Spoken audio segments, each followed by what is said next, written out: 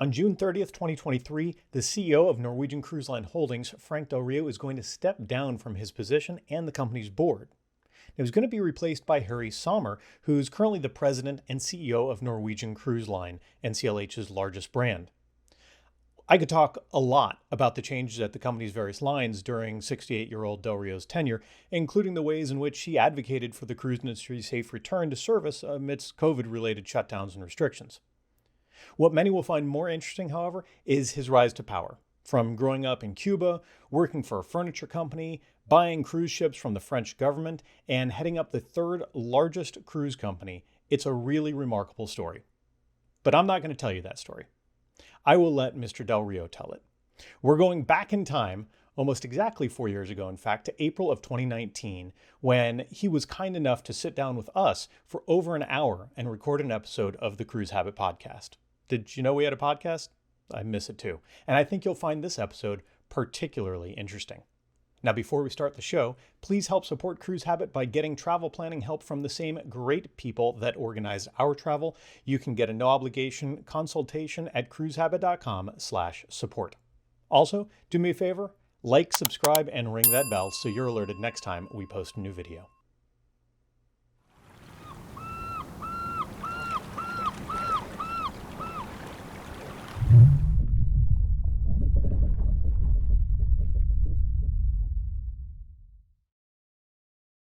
So I have the distinct pleasure of sitting down with Mr. Frank Del Rio, who, and you have many titles. I'll try and go with the big one and get it right. You're the CEO and president of Norwegian Cruise Line Holdings. Correct. Is that correct? How you doing? I'm honored to be here. I'm fantastic. I'm glad you're here. So thank you again for making the time. It's not every day that we get a guest quite like this. So there's so many things, of course, I want to ask you and talk about and just get your insight on, whether around Norwegian Cruise Lines or just how all of this happened, how you got here. Yeah, sometimes I wonder, but so maybe that's a good place to start, if it's okay with you. I mean, for some listeners who don't know, and correct me if I have anything wrong, you were born in Cuba. Yeah. You moved to the U.S. around 7 years old. Yeah, so we left Havana on August 22nd, 1961, a few weeks before my 7th birthday, and moved to New Britain, Connecticut. Why New Britain? It's because my father had a brother and a sister, my uncle and my aunt, who had been living in New Britain, Connecticut, way before the Cuban Revolution started. And so back then we thought the revolution would end in a week or two, maybe a month, and we go visit Aunt Sarah and Uncle Benny, and we'd be back in Havana before you know it. Well, we lived there 10 years before my parents decided that it was time to move to warmer climate, and we arrived in Miami in time for the start of 10th grade. And on my first day in this new high school that I had never visited, had never seen before, I knew no one there. First period Algebra 2 class, I walk in for late, because I'm always late in the morning, and it was pretty packed, and there were only 2 empty seats, and one seat was next to a guy and one was next to a girl. So I sat next to the girl, and I went back Tuesday, Wednesday. By Thursday, I figured out 3 things. She wasn't bad looking, she did her homework every night, and most importantly, she let me copy it every morning. So I ended up marrying her, and today Marcia has been my wife of 45 years, and we have 2 children and 5 grandchildren, and live happily here in Miami. So that's sort of the start of my life. Went to the University of Florida on a track scholarship. I wasn't always short and fat. I was used to be short and skinny, and I used to run the mile, and I was a pretty good miler, a half miler, and that's how I got to college. Graduated from college and as an accounting major. Marcia was also an accounting major. She went to class. I hardly ever did because I had to work. We were relatively poor. Our families were poor, and by that time I had stopped running because I couldn't be married. I couldn't run track, and I couldn't get good grades. One of them had to give, and so I gave up track and I had to work. But we graduated college and became a CPA, went to work for a public accounting firm. Hated being an accountant because all you do as an accountant is record someone else's history. You're not making history yourself, and I wanted to make my own history. So I bounced around jobs in the accounting world and finally got my break when I joined a company in Fort Lauderdale called Certified Vacations that used to be the private label operator for Delta Airlines. When you thought you were calling Delta Airlines to buy a Delta Dream vacation, you were really calling Certified. And there I met a gentleman named Ed Rutner, who was the CEO of Certified Vacations. He left after a few years of him and I working together. And he bought Renaissance Cruises, and he took me with him. And so this was in 1993, and I learned the cruise business under Ed and Renaissance Cruises. Renaissance went bankrupt. Well, I got fired from Renaissance before the bankruptcy, about 6 months before the bankruptcy in April of 2001. And then 9/11 came, and 2 weeks after 9/11, Renaissance went bankrupt. And the French government that had financed all these brand new ships that Renaissance had ordered, these so-called R ships, of which today Oceania owns 4, the French government repossessed. And after the dust settled about a year later, the French government reached out to me. Would I be interested in starting a new cruise line with their support, using some of the Renaissance ships that were laid up in Marseille, France? And twice I said no to them. And on the third time, they convinced me to throw my hat in the ring. We won the RFP, if you will. There were other competitors for these ships. And on January 3rd, 2003, with a whopping $7 million in capital that we had raised from, dozens of investors, friends and family, my parents, my sister. I bet the farm. Every dollar that I had, I invested in the company. We launched Oceania Cruises. And 6 months later to the day, we actually operated our first sailing on board our first vessel, Regatta. And 9 months later, we took delivery of our second ship, Insignia, all from the French government, who were feeding me these ships a little at a time so that I wouldn't overdose on inventory. The third ship came along in November of 2005. And in February of 2007, we sold a majority of the company to one of the largest private equity firms in the world, Apollo Management. We sold 58% of the company for $850 million. So that was a really good payday, and an incredible turn of events that we were able to go from being a startup on January of 2003 to selling a majority of the company for that much money 3.5 years later. With Apollo, we then bought Regent Seven Seas Cruises from the Carlson companies of TGIF fame.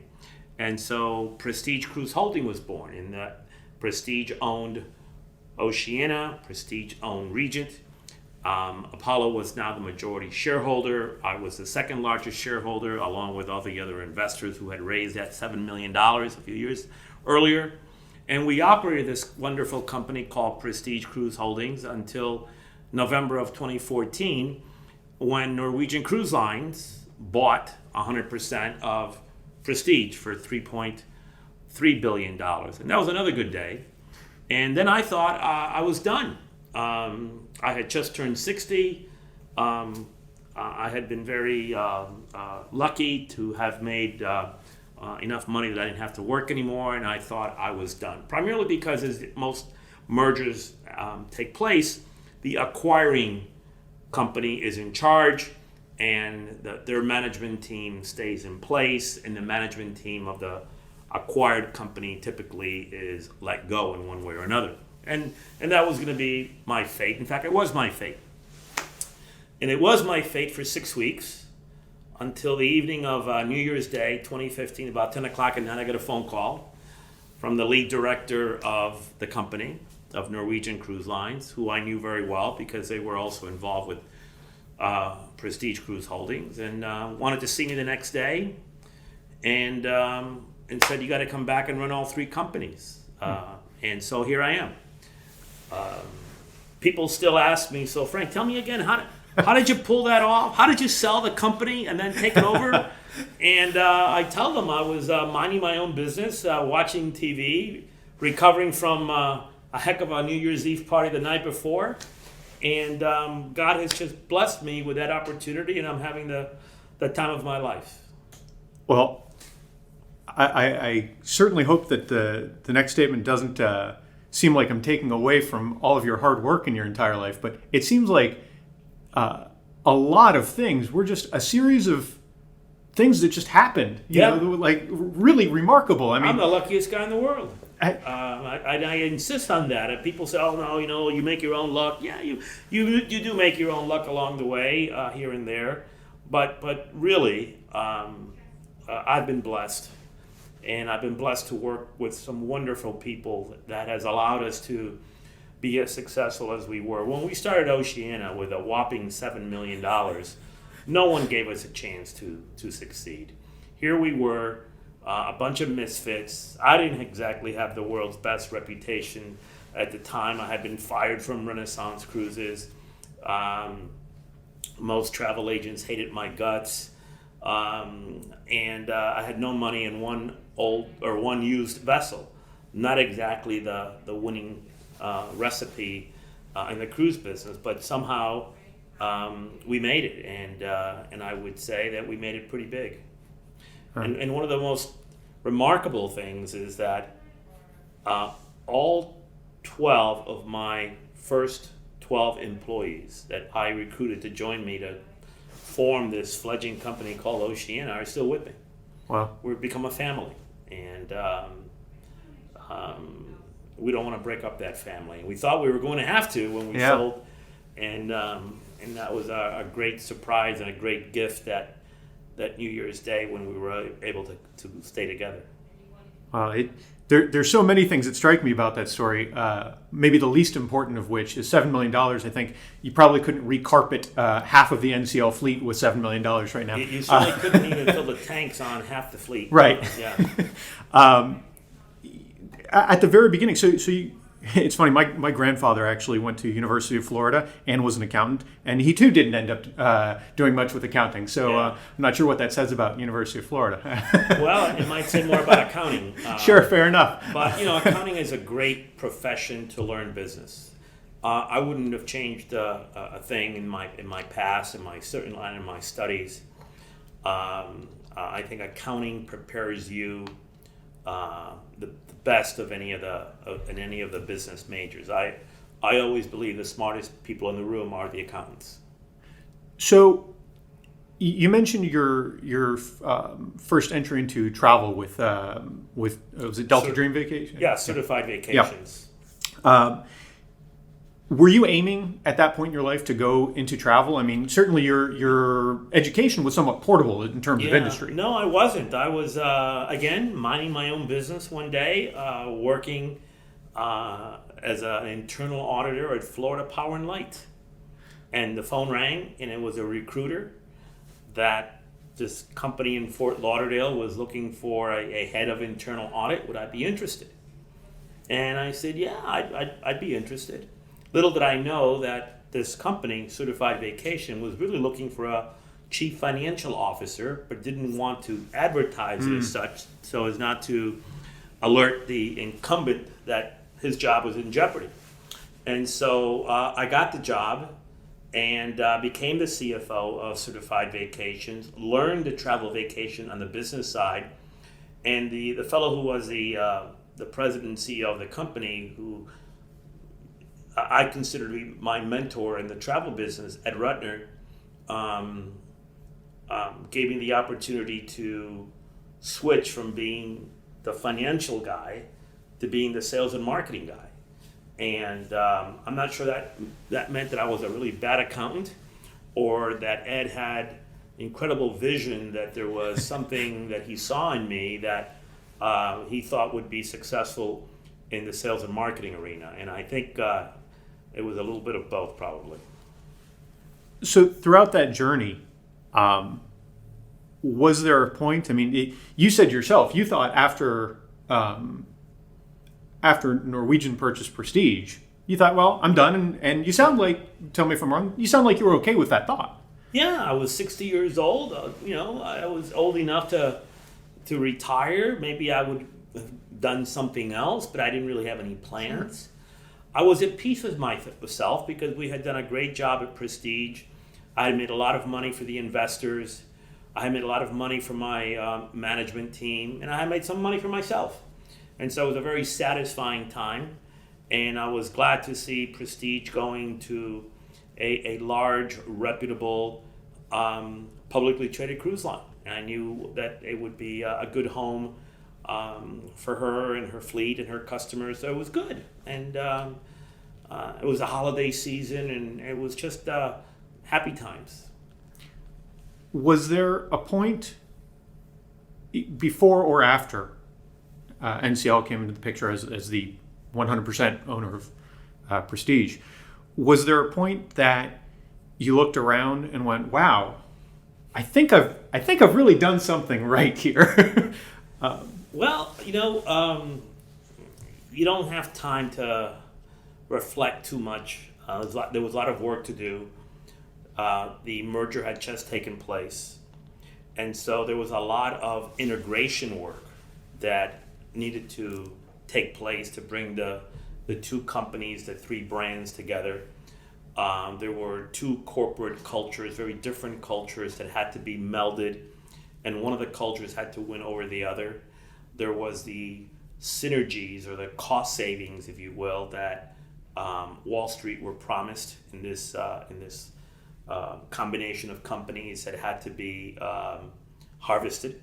And so there was a very, very busy time, and I don't think there was a whole lot of, holy cow, what's going on? Look what we did. It was, I think I think every single person at the Prestige brands were just ecstatic that we can keep our family together and now join a new family that we thought we could bring a lot to the table to make better.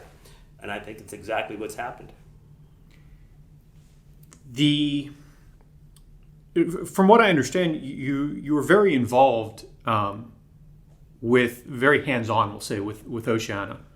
And I would guess that, maybe at the very beginning it's because there were 12 of you and, well, someone's cleaning the bathroom. Right. But, subsequent to that, it seems like a really deep level of involvement must have been because you had a passion for certain things. And I'm curious as to what those passions were, because clearly they were strong enough that after NCL happened, you went, yeah, I'm good coming back. So what are those passions in the whether in the industry itself or with Oceania, with NCL, and well, how in does the that early work? years, I wouldn't have called it a passion. It was more of a necessity. We had no money. We had to compete with the big guys, and we had one little ship. And so we were all pitching in to do whatever we needed to do. You never saw a group of people work so hard, work so well together to accomplish a single goal. And that'll be forever our the fondest memories we can have in the business. If you polled these people I'm referring to, they will all tell you it was the best time of their lives, the most stressful time of their lives. We had all this work to do, very little money, very little time to get it done, and so it was terrific. But things evolve, and to be a good manager, you can't micromanage. You have to depend on your team, and I have a fantastic team. I wouldn't trade my team for anyone out there. Mano a mano, we think we can beat anyone out there, and we do. In just about every way you can think of. But as things evolve, as the company grows, you've got to become more specialized as opposed to being a generalist where you're all over the place.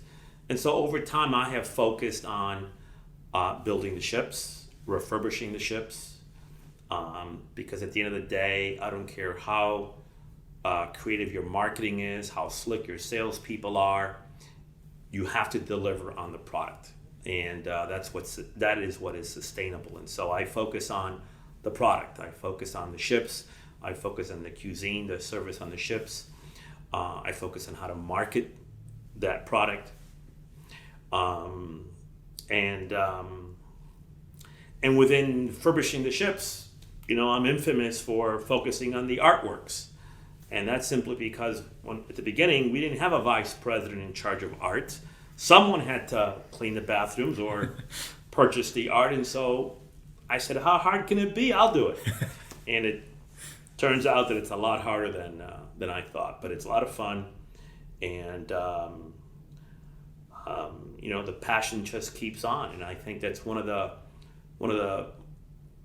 proudest accomplishments that I think we've been able to achieve here, is that we've instilled that passion throughout the organization. I was reading an article just last week in the Wall Street Journal where 2/3 of workers in the country are unengaged or disengaged from their job. They go through the motions, or their heart's not in it, and that's why productivity in the U.S. has slowed over the years. And there's no way for me to measure the engagement percentage in this company, but I know we're much better than the national average. So we're very, very proud of that. Is there anything that you found purposefully or accidentally that you feel is conducive, as far as your management style, conducive to making sure that people do feel connected, that people are passionate, that there's, they know what they're doing and they think it matters? The art of management really is an art. What works for one person doesn't work for another. For me, I'm just myself. I treat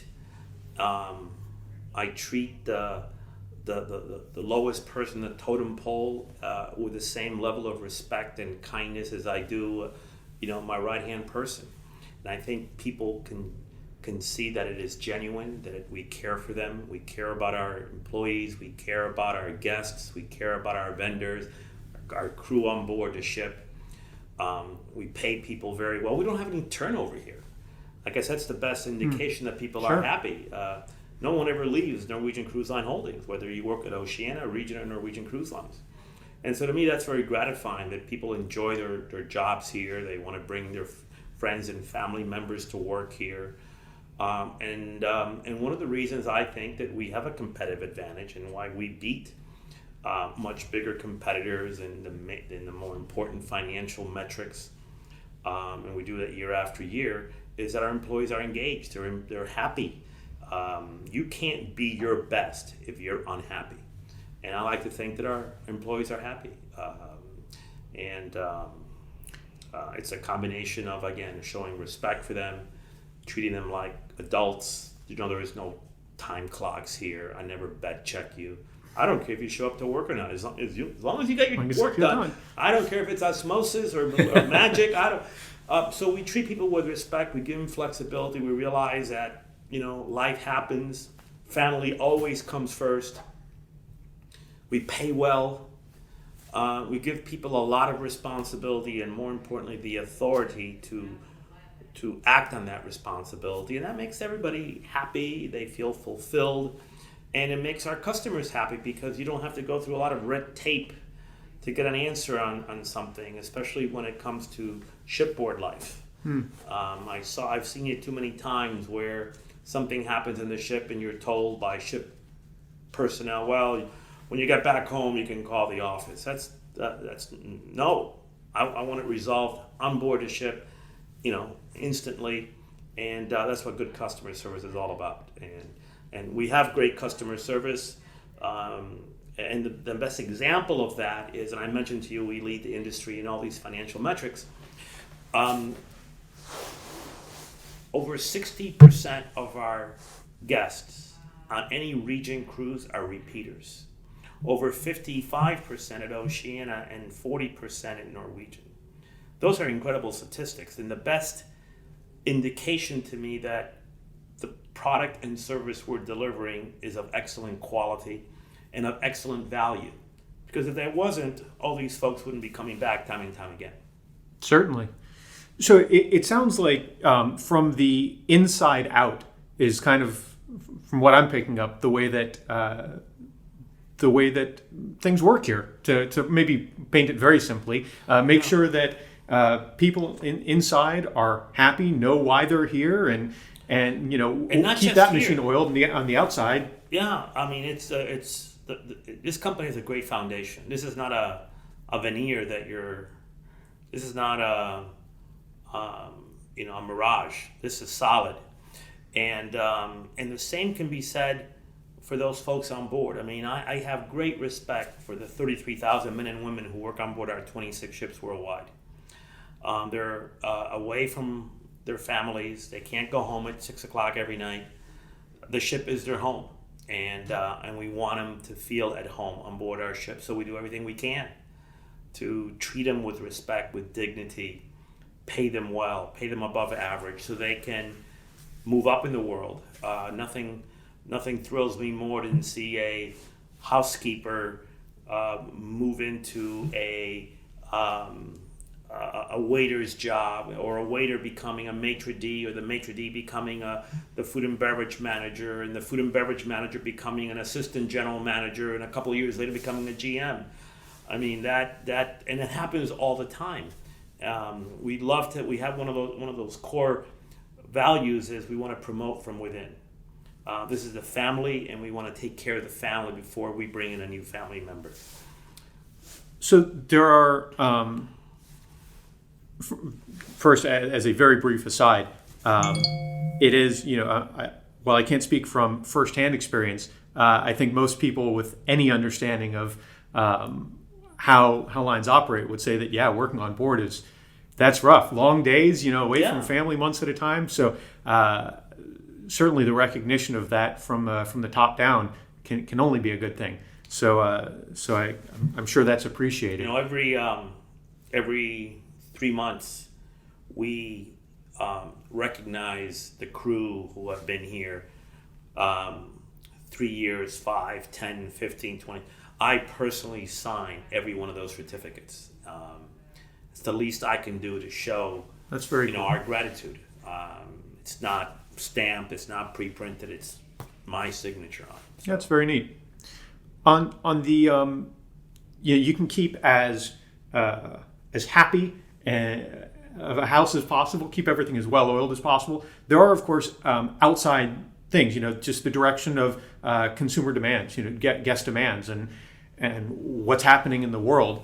So if it's okay, I'm curious about some of those and your thoughts. One of them, just a couple weeks ago, I saw you speaking with Jim Cramer, and you were talking about Instagram. And for those who didn't catch the interview, you said, we're now building ships with the understanding that Instagram is something to deal with.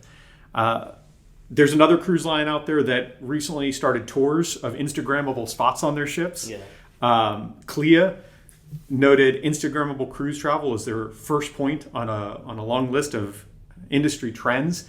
So again, that being one of the things on the outside that now, inside we have to move our operation to account for guest demands, trends, pop culture, all sorts of things. Yeah. I'm curious, I guess a couple things. One, what are some of the other things that you've identified as trends that any of the NCLH brands are working to, I don't want to say to cater to, but working to serve? Yeah. Well, technology is becoming a greater force in our lives, and I'm one of those who don't want technology for the sake of technology, because instead of being a tool, it becomes a hindrance. But take, for example, the latest cruise ships that we've launched on Norwegian, the Norwegian Bliss, Norwegian Joy, and the upcoming Norwegian Encore this coming November. So imagine a 1,000-foot long racetrack atop the ship. Double-decker, 12 turns. 2 turns are banked and cantilevered over the side of the vessel, and 10 electric race cars can speed up to 40 miles an hour. That is the funnest. I mean, these are not your grandfather's cruise ships. The lines are long and deep, and everybody wants to go on these racetracks. Or we now have Galaxy Pavilion on 3 vessels. So imagine a gymnasium-sized room with every virtual reality or enhanced reality game. The best of the world, whether it comes from the US, Germany, Canada, England, is on these ships. So technology is becoming more prevalent.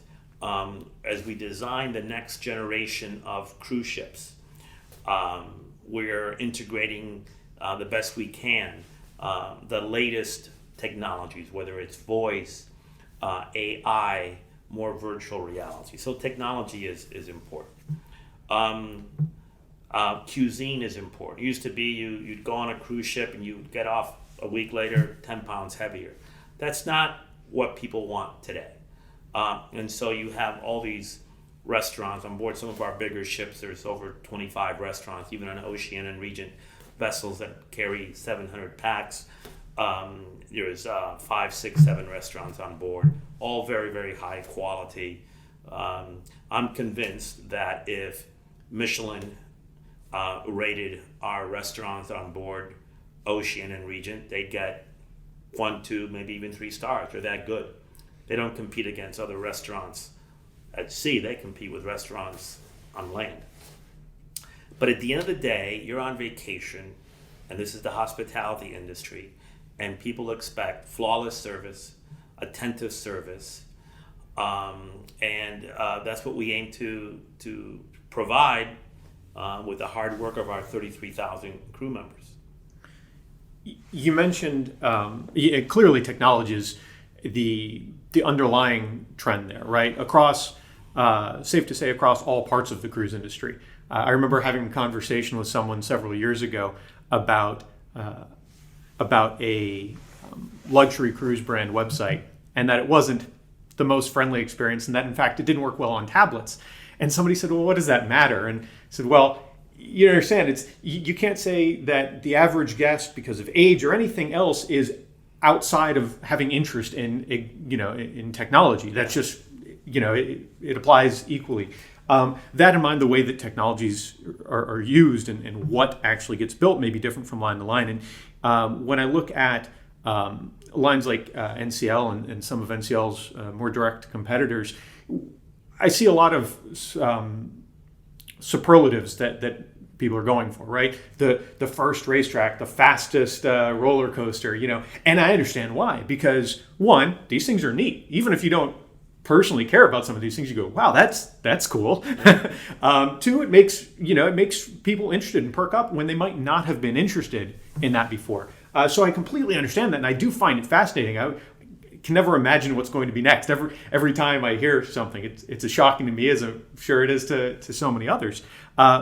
In other parts of the market, when we look at Oceania and Regent, do you have any feel for what the competitive points are there? You mentioned cuisine. Yeah. Again, technology still certainly something that applies, but I'm wondering how do you apply that in a way that differentiates you from other ultra premium and luxury brands? It's a different market segment. The general rule of thumb is that the higher end brands, the luxury brands, appeal to an older and certainly more affluent market than a more mass market line like Norwegian Cruise Lines.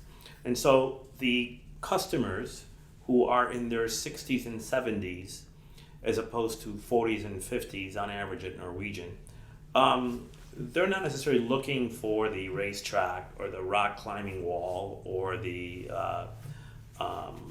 walk the plank and all. That's not for them. So what is for them? First of all, they're now in a stage where they've stopped accumulating stuff and they want experiences. And so itineraries are very, very important to them. They want to see the world. And one of the best ways to see the world, one of the most efficient ways, safest way, most comfortable way to see the world is on a cruise ship. That's why on Oceania we have a 180-day around the world cruise. 180 days, 6 months on board this cruise ship, and you go around the world and see everything. I look forward to my invitation. Sit down. It's always sold out years and years in advance. So itineraries are very important to these folks. These folks, for the most part, enjoy and demand top-notch cuisine, and that's why I said the restaurants on these ships warrant Michelin consideration. They want incredibly attentive service, so the ratio of crew to guests is much higher, almost double what it is on a Norwegian vessel. And one of the things that's oftentimes overlooked is that they enjoy the company of like-minded people who are on board that vessel. So when you have a 700 passenger vessel, a 1,200 passenger vessel compared to 4,000 or 5,000 at the other extreme, there's a sense of community, camaraderie, and friendships have blossomed. I remember my parents, two of my parents' best friends today, they met on a cruise. 2 decades ago. So it's a slightly different emphasis. Technology probably takes a little bit of a back seat at Oceania and Regent, but not when it comes to the websites.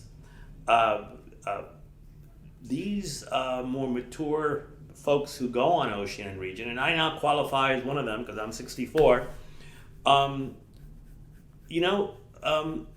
The internet became a thing, 20 years ago?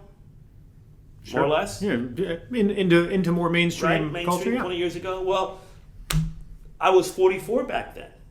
I had to adopt it. And so today's 60-year-old is not the 60-year-old of yesteryear. Absolutely. Who were abducted by technology, and many of them turned away from it because they too old to learn type of thing, and they're not today. 67-year-old folks are very, very well versed in technology, and they demand it because it makes things easier for them. I don't think my wife has gone Christmas shopping into a mall in years because there's something called Amazon and Rulala and all these. And I think my groceries get delivered through drones or something. So mature Americans, mature people worldwide, use technology as much as younger folks, but perhaps slightly different. So we talked about Oceania and Regent just now, and of course, being a numbers game. Many more people, of course, are familiar with Norwegian Cruise Line. Yeah. Just, again, numbers game, right? 2.5 million people sail on Norwegian. Wow. 300,000 a year sail on Oceania, as an example. Is there something, if you could pick one or two things for the Oceania and Regent brands that you feel are standout qualities? For those who aren't as familiar, you've certainly talked a lot about them, but what? Maybe even just personally, one or two things of each brand that you go, that's what I like. Yeah, well, it starts with the ships themselves. These ships are just pristine. We baby them. We spend whatever monies are necessary to make sure that there are no soiled carpets, there are no torn poles. I mean, they are in perfect condition, and they have to be in perfect condition every day. The itineraries that they go on are really, really exciting itineraries. I mean, we go to all 7 continents. They're longer. They're not 3, 4, 5, or 7 day cruises. They're typically, on average, 10 to 12 day cruises. So you spend more time on board. You get to relax. You're only unpacked once, and so you can really, really enjoy the experience. The food is just over the top. I mean, again, gourmet, 7 days a week, 3 meals a day, if you want it. You want a burger, you want pizza, you want a milkshake for lunch, it's there as well. So the cuisine variety is incredible. And one of the benefits of joining forces with a company like Norwegian, where we have, for example, the prestige brands were always known to have great cuisine. The Norwegian brand, not so much. Well, guess what? We have elevated the Norwegian cuisine, working in conjunction with their sister brands. By the same token, the entertainment on board Oceania and Regent wasn't very good. But Norwegian was always known to have the best entertainment. And so that has been elevated at the Norwegian brands. We have truly integrated the companies and used the oftentimes overused term of best practices. But we have. To us, it's not a cliche. To us, it's not just a soundbite.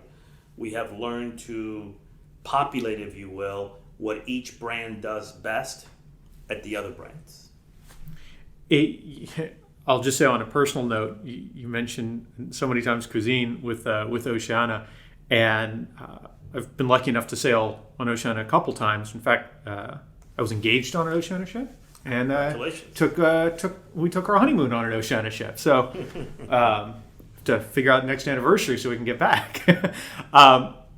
And yeah, the food being spectacular. And then you said about Michelin ratings, and I've had this conversation with people before. I'm sure you've met people that have misconceptions about cruising, or some apprehensions that may not be founded in any reality sometimes. And my take, especially with experiences like Oceana, has been, well, imagine whatever type of experience you want. The French Laundry. Okay, well, imagine if the French Laundry was a 2-minute walk from your house. Yeah, that's true. And Piazza San Marco was a 3-minute walk from there sometimes. Yeah, that's free. So I certainly appreciate that. You also mentioned refurbishments, and if it's okay, I'd like to talk about something that impacts all the brands. I know Oceana is going, and let me know if I'm getting the name wrong. The project, is it Oceana Next? Yeah. The fleet revitalization. Yeah. I think Insignia was the first to come out. Insignia was the first.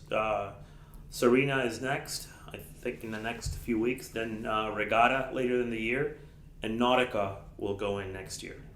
Marie and Riviera, they're almost brand new. We always keep them up.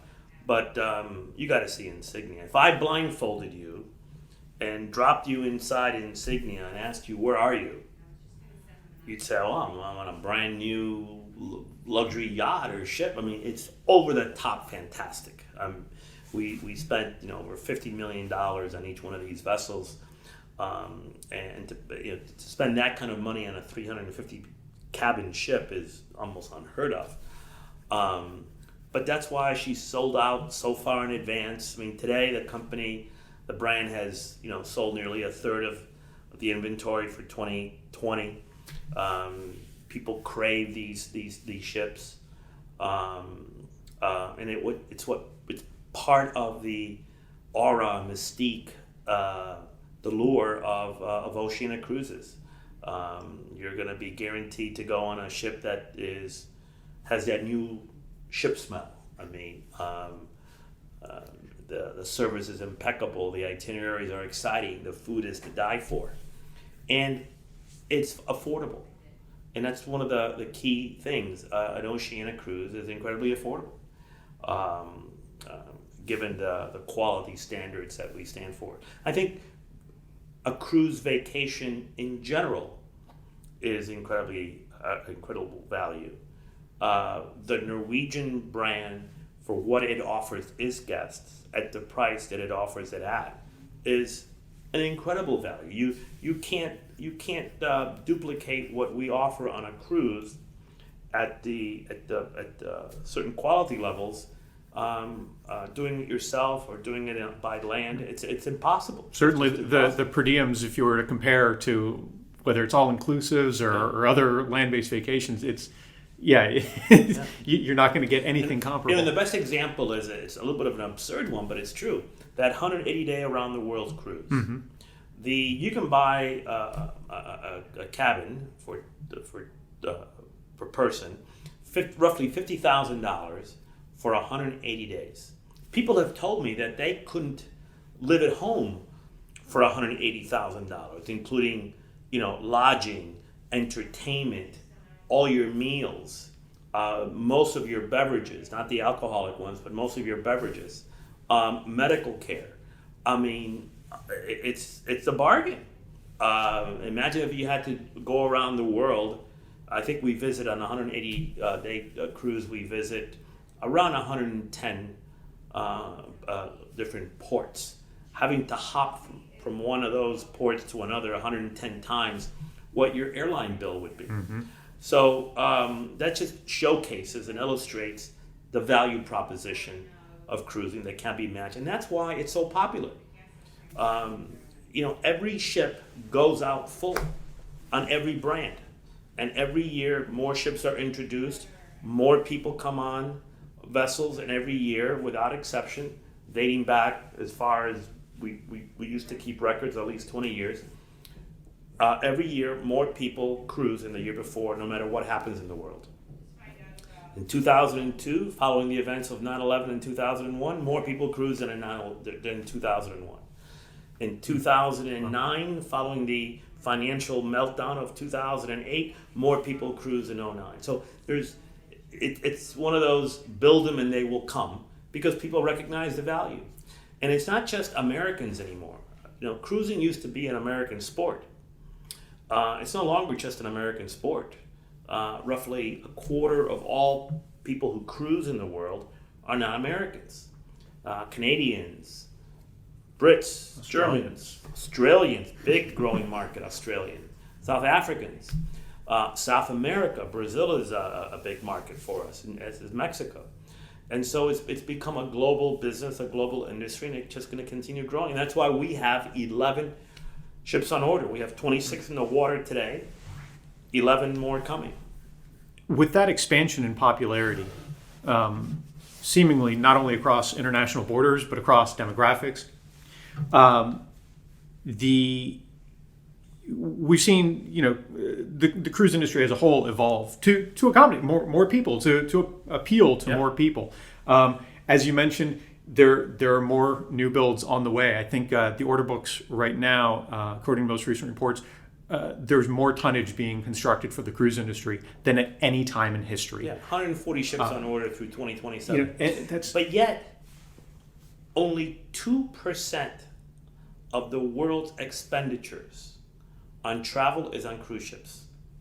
Or let me put it perhaps this way. There are more hotel rooms in Orlando and in Vegas than there are cruise ship cabins in the world's fleets. That's how small the cruise industry is compared to, for example, the lodging industry. So with that growth in mind, the increase in popularity, and yet the relatively small capture, are you eyeing?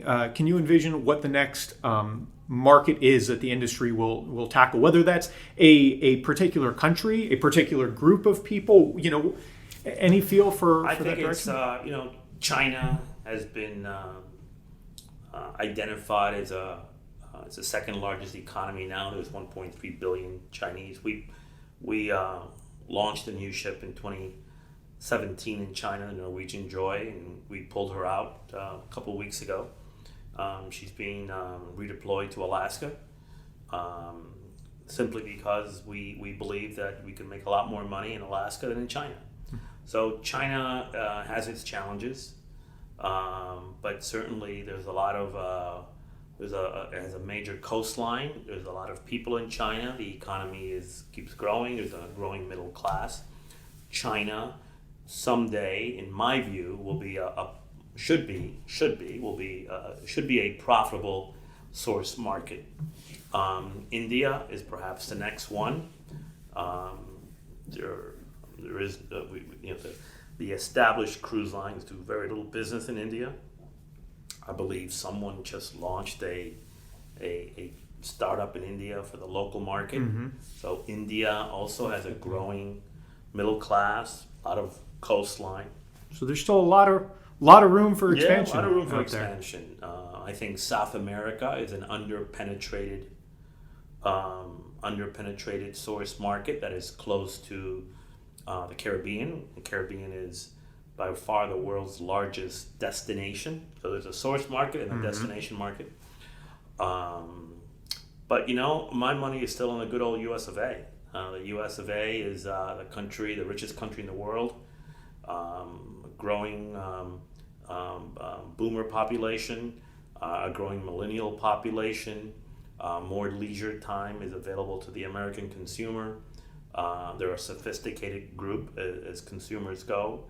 And so, to me, the U.S. consumer is the most profitable consumer, one you can rely on, the one that the economy is the most stable. Yes, we'll go through ups and downs. Recessions have not been abolished. There will be another one someday. But the U.S. economy is the strongest in the world, the most stable in the world, the one that will, I think, over the long run, grow more on a sustainable basis. And therefore, the people who live in this economy, in this society, are great targets for the cruise industry. Well, as someone born in the U.S. and living here, I plan on doing my part to make sure that Good to hear. that bookings stay full. So thank you, Mr. Frank Del Rio, for your time. I sincerely appreciate it, and We'll have to do it again. I would love that. Okay. And those are the follow-up items. Do it again, and take another cruise with Norwegian Oceanic region. Terrific. Thank you. Thank you. I hope you enjoyed listening to that. It is remarkable to not only hear his story, but the view of things in the cruise industry before the shutdown. Whatever your cruise line preferences are, Frank Del Rio is a remarkably interesting man, and I'm privileged that he sat down with me. Maybe, just maybe, if enough of you click like on this video, I'll score another cruise line CEO interview this year. As we wait to find out, check the links below for more cruise videos and information, and check out our vlogs from the brand new Norwegian Prima, along with our comparison of that impressive ship and Royal Caribbean's Wonder of the Seas. Thanks for watching. I look forward to talking ship with you again real soon.